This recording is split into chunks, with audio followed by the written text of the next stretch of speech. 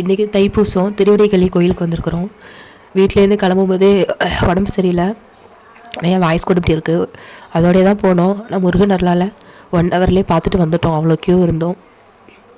பார்த்துட்டு சாமியை கும்பிட்டுட்டு அம்மா மட்டும் வெளியில் தம்பி வச்சுட்டு உட்காந்துருந்தாங்க. நாங்கள் பார்த்துட்டு வந்தோம். இங்கே வந்தால் இங்கே தனியாக முருகன் அபிஷேகம் பண்ணிக்கிட்டு இருந்தாங்க. சந்தன அபிஷேகம் இருந்துச்சு.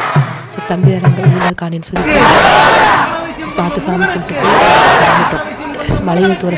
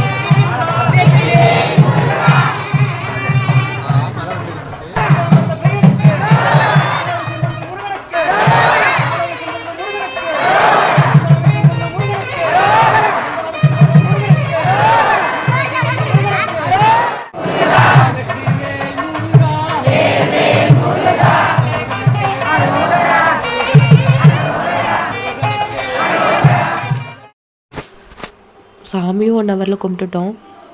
அப்புறம் அம்மா அங்கே ஒரு வீட்டில் உட்காந்துருந்தாங்க, தம்பி வச்சுக்கிட்டு உட்காந்துருந்தாங்க. போய் பார்த்துட்டு அன்னதானம் போட்டாங்க. லாஸ்ட்டு சாப்பாடு எங்களுக்கு தான். ஃபுல் எல்லாமே வாங்கியாச்சு. ஒரே பிளேட் வாங்கி எல்லோரும் ஷேர் பண்ணி சாப்பிட்டோம். இன்னொரு காருக்கு ஏற போகலான்னு பார்த்தா அங்கே ஒரு அன்னதானம் போட்டுட்டு இருந்தாங்க, வெஜிடபிள் ரைஸ் மாதிரி.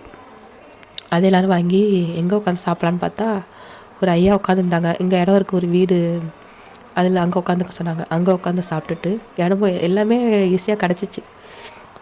அங்கே உட்காந்து நல்லா சாப்பிட்டுட்டு அதுக்கப்புறம் தான் கிளம்புனோம். அதுக்கப்புறம் ஸ்ட்ரெயிட்டாக வீட்டுக்கு கிளம்பிட்டோம். கோயிலுக்கு போகிற ரூட்டெல்லாம் மங்கநல்லூர் வழியாக போகணும். ரூட் எல்லாமே இப்படி தான் இருக்கும். வந்து சாமியை பார்த்துட்டு போனதே எங்களுக்கு அன்றைக்கி ரொம்ப அதிசயம்தான். போன வருஷம் தைப்பூசத்துக்கு கோயிலுக்கு போயிட்டு ரிட்டர்ன் வந்துட்டோம், உள்ளே போக முடியாமல். இந்த வருஷம் இவ்வளோ சீக்கிரம் பார்த்துட்டு வரோன்னு எதிர்பார்க்கவே இல்லை. ரொம்ப சந்தோஷமாக இருந்தது.